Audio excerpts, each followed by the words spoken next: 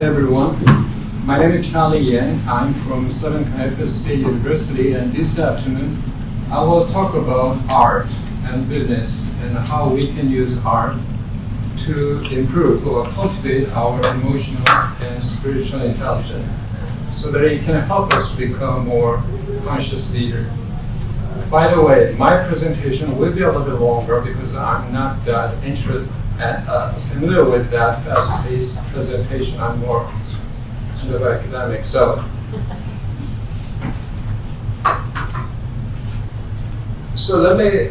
let us begin by just engaging 20-second breath meditation or exercising or breathing exercise. It's very easy. I just want you to sit comfortably on your chair and straighten your back. That's it. I just want you to close your eyes and you may put your hands on your lap. It's simple. You don't have to think about anything at all. Just breathing in and breathing out. Deep breathing in and deep breathing out. 3 times. Breathing in and breathing out. And try to feel the presence of your body in the here and now. Breathing in and breathing out. Breathing in and breathing out. That's it. That's the exercise for today. So let's jump into our topic. So what's art got to do with business? Let me first begin with this artist. Some of you may know that he is Andy Warhol, one of the prime sort of a mover of the pop art movement in the United States in the 60s. According to Andy Warhol, art and business are not as strange bedfellows. But if we dig a little deeper, he's my favorite philosopher, as you can guess.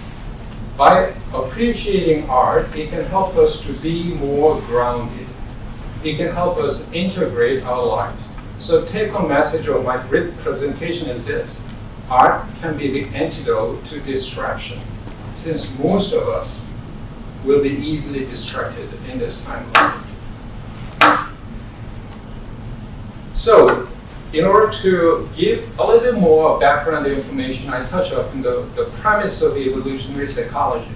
According to evolutionary psychologists, our brain is the product of evolution by natural selection, and our mind is adapted psychological programs or modules that help our ancestors to survive and reproduce successfully in the ancient environment.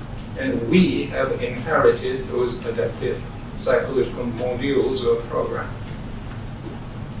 Let me give you an example. Our language instinct and our preference for narratives and stories. We are fundamentally storytelling animals, and managers and leaders use stories and narratives to motivate us and to shape conscious culture.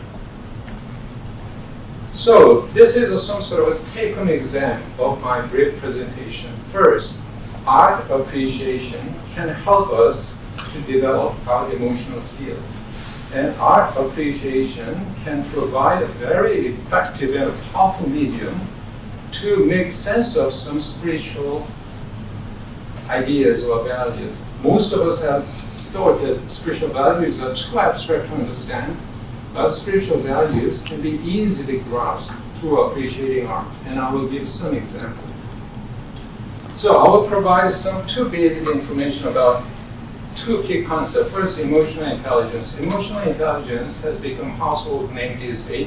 It's basically about our capability to understand our own and others' emotion and feeling, and even further use those emotions as information to regulate our behavior.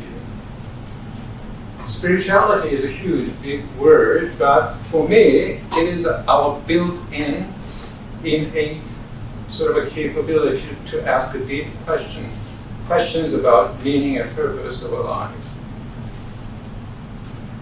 So here comes the interesting part. I will show you some paintings. I will show you 3 paintings so that I can at least have a glimpse. You don't have to talk aloud, but just to try to observe your emotional reaction when you watch these 3 paintings.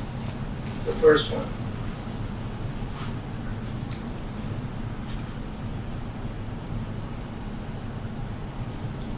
and think of your own answers to these two questions.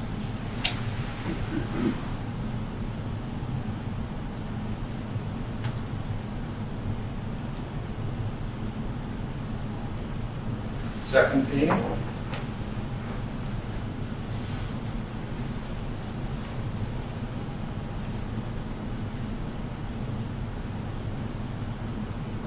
The last one.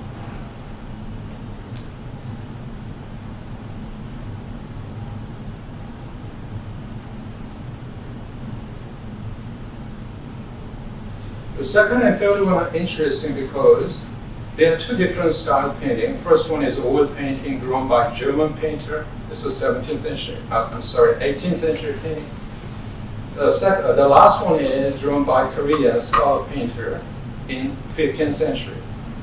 But those two paintings have a very similar theme, which is the notion of oneness with nature. But they approach it two different ways. The first one is very triumphant and very empowered, while the second one is more subdued and quiet. Actually, one of my friends thought that he's a loser because he seems prostrate and he's looking at the water downward. But that's a misunderstanding from cross-cultural perspective. But anyhow, this is the key sort of an idea. Why art? I know you are most of the STEM students, but art can deepen our understanding and it can enrich our lives, enhancing the well-being. So that's the sort of a key underlying theme of my short presentation. So what are the practical implications for you as a science technology student? Visit art museum, because I personally believe that art museum can be a different kind of business school in the 21st century, actually. And one last sort of, and try to meet many athletic entrepreneurs. A couple of months ago, I had a chance to visit Modern Plastic, which was located in Shelburne, Connecticut, and meet President Dean Capone with a student from UK. He's unusual, as you can see, he's very athletic. He's the only one I can see easel in his office. He's a president, but he also found his own paintings so that visitor can appreciate the painting. So try to meet many athletic artistic entrepreneurs and try to make them your mentors. If you are interested in this very atypical perspective on business, you can use some of my own. So I brought some reprints of this last slide so you can pick it up when my talk is over. Thank you.